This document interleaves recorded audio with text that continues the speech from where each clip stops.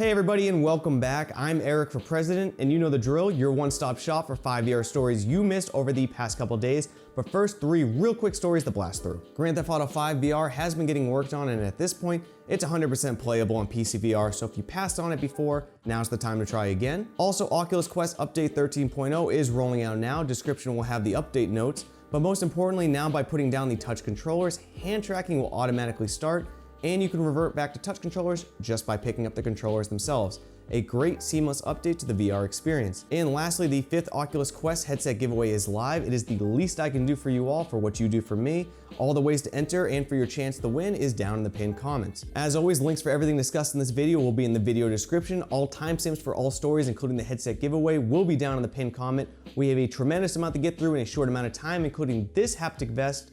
Let's get into the VR news. So I was speaking with someone recently about how hard it is to get visibility for VR games, and while this game about to be talked about may always be a tech demo, I still want to give a shout out to someone doing an amazing thing for VR, adding a lot of value to Sidequest. Let's get into it. Posted on Reddit by Mark Mini, Attack on Quest is a bare bones Attack on Titan-esque demo. He has spent the last few months developing, and the game is currently free to play on Sidequest. Content, as admitted by him, is basic for now, but has the fundamentals for an alpha, including movement mechanics, menus, achievements, save systems, and more. The developer is looking for feedback, so please go out and try this. And due to demand for more movement physics, like whipping around trees, he is already working on adding that in the next week or so. Now, I like the lock-on system mechanic that I used, and with the target of where to swing for the nape of the neck, getting that instant kill is really satisfying. It's basically the Attack on Titan feel, and it also has the amazing music, but I can't play that here for copyright reasons. So yeah, right now it's a tech demo, but let me know what you think. What I will say is a lot of developers do a lot of work for the VR community for free. They use their time, their money, everything they do for free, and for that I want to shout out games like this just to give a little visibility because it's so hard to be visible on a VR store. Thank you for all you do, VR developers. I appreciate it. Now moving on to a more serious topic, I saw a Vice video on YouTube about inmates in prison using VR for rehabilitation purposes, and while I always hope you watch all my videos and the entire video, if there's any story in this video I hope you watch, it's this one. There are 6 Colorado inmates convicted of murder at the ages of 16 to 17, all in prison since the 80s and 90s.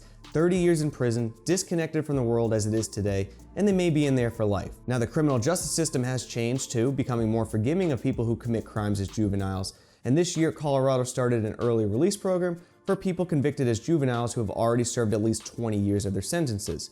To get ready for life on the outside, inmates in the 3-year program use virtual reality to prepare the stressful situations and practice skills that they never learned as teens, like doing laundry and grocery shopping. And yeah, I've got a lot on my mind on this topic and I gotta fill it in a short amount of time, but I'm very interested to hear what you think because I think there are a few applications to this. I know many see prison as a punishment system, and yes, while that is partially true, it should also serve as a rehabilitation system with the goal of not keeping as many in as possible, but turning negatives into productive, acclimated, and happy human beings where we actively strive to end the repeat in and out cycle many inmates have. Just the fact that they have been removed from society for this long, they are no longer part of this world really, as the one they entered prison from is a foreign world to where they are now, and the chances of survival and acclimation are practically zero. Supermarkets are even foreign to them now. Never have they even used a smartphone, a borderline necessity at this point in life. Now, I don't want to sound preachy here. I understand it can sound preachy, but VR gaming is fun. Gaming is fun, but VR is more than gaming.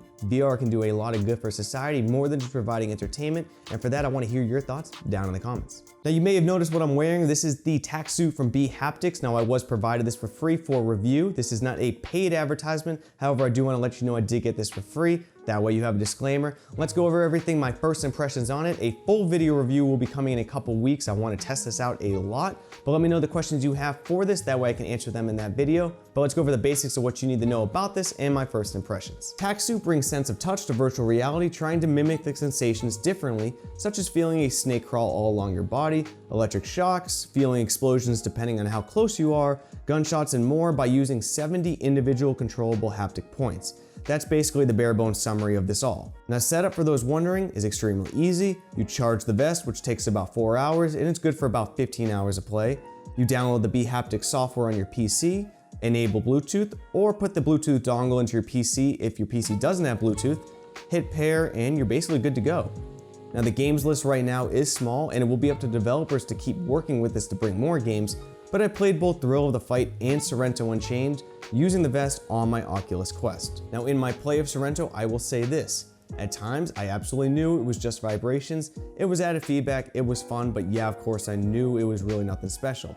However, when I started rolling, since it was my first time playing Sorrento and I really got into the game, there were multiple times that when I got hit in, say, the gut, I actually reeled back a little, grabbed the spot, and kind of laughed in my reaction. It's a little ridiculous that I felt like that, but it's a good sign. Now that's an extreme bare bones first impressions, but I will say this. It reminded me when I put on my Vive for the first time, and I sat on the floor in the Vive home screen and had kind of schoolgirl giggles of, hey, I want this to be a big part of my life. And when I got hit in the gut at one point, I physically grabbed it and started shooting one hand and then laughed at why am I grabbing my vest? This is obviously fake, but it felt real enough. It was a great first impression that makes me want to keep trying more. This is a niche product. It's gonna be for a niche crowd. I'm not gonna sugarcoat that. But in about 2 weeks after I throw this through the ringer of trying everything out with it, I'll report back on my final verdict on it, but let me know your questions that I can answer down in the comments and in future videos. That way you know if this is something for you, if you're that niche person who wants niche VR products. The new AR VR headset was revealed, and if you caught it on the live stream, the only thing you probably learned from it is what an ear rupture feels like because the audio was absolutely horrible on it. But let's go everything you missed about the new standalone VR headset, along with probably the giant catch out of it all. New player in the VR and AR scene, the Lynx R1 is, as guessed in a previous video, an enterprise-focused headset called a mixed reality headset, which is more confusing the general population on industry terms. It is designed for both pass-through augmented reality with the capacity for VR and AR both. It is set to release this summer with the large price tag of $1,500 and is aimed at medical, military, and other enterprise uses. One great thing is seeing the new Snapdragon XR2 processor already being implemented in possible headset production, as it is a likely future standard for standalone VR headsets. Using this chip, the Lynx R1 will have 6 cameras, 2 pass-through AR cameras, 2 positional trackers, and 2 trackers for eye tracking. So it is a beast of a standalone headset. It is an absolute beast. It is not comparable to any other standalone headset like the Quest because it is that far advanced when it comes to the tech on it. It is for enterprise purposes. But I will say this about it. The hardware itself, it's cool. It is I appreciate the path less traveled, a small studio trying to push VR forward by taking giant risk. If people don't take risk, VR never evolves, so I appreciate that. But one thing I didn't hear in the presentation or see is much mention about the OS, the tracking, the software. Because you can have the most fanciest hardware in the world, but if the software doesn't provide unique, tangible, usable experiences for an enterprise purpose, it's a paperweight. Kind of reminds me of the Cosmos to me. Now, I know some people love the Cosmos, but the software was not on par for that, and for that, I couldn't use it. Standalone headset, enterprise use, the software better bring it, and I'm looking forward to hearing more about what the software will bring, but this will most likely be the last time I report on this headset. But I'm interested to hear your thoughts down in the comments. And finally, a super quick story about VR marketing and viral marketing campaigns, and I'm gonna say this point blank, speculation zone. Now you may have seen the Reddit, Twitter, and social media frenzy with Moss going free on the Oculus PC VR store, with tons of people grabbing it for free, and for such a great game, it's an instant grab if you didn't have it. However, that didn't last long, and quickly it was replaced with a sale price. From the developers of Moss, this was a mistake, and it should not have been free in the first place. And while mistakes do happen, this is not the first time, the second time, or even the third time this has happened to the Oculus store, which led me and many others to think that this was a marketing ploy to raise interest in the now on sale Moss game. And guess what, everybody? It doesn't matter. This was a good thing all around. Some consumers won and got a free game. Other consumers were now made aware of the game and probably got it on sale price because Moss is a fantastic game. But I brought it up in the first story. I was talking to someone who was talking about how hard it is, especially on PC VR, to get visibility and awareness of your game. You look at the walled garden store of the Oculus Quest on your cell phone, everything's right there. You can pretty much see most of the games in a few swipes. The PC VR market is much more cluttered, especially on Steam, and I don't spend much time in the PC VR store. I typically go in, buy the game I want, and dip out and start playing. It's very hard for PC VR titles to get the visibility for sales, and if this was a marketing ploy, so be it. Moss is a great game. Some people get it for free.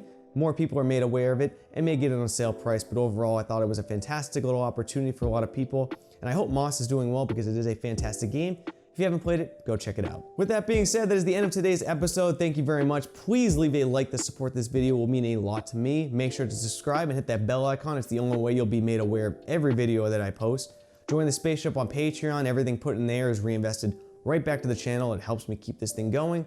And with that being said, I will see y'all in the next one, VR Space Cowboys.